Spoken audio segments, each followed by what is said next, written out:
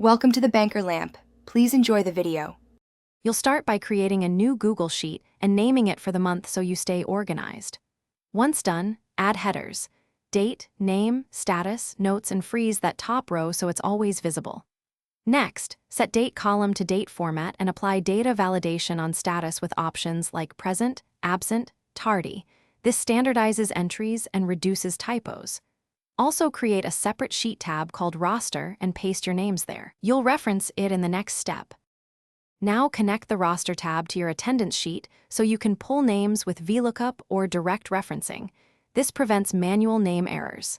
Then add drop-downs for status using data validation so each entry is consistent. To get summaries, write COUNTIF formulas per name to count present, absent, and tardy. Place these on a summary tab.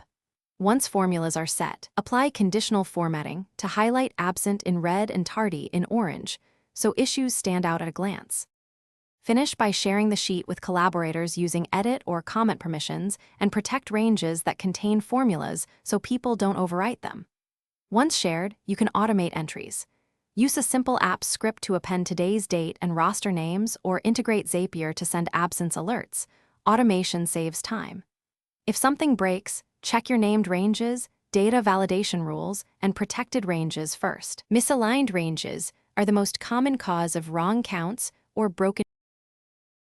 Thanks for watching. If this was helpful, leave a like and consider subscribing. See you next time.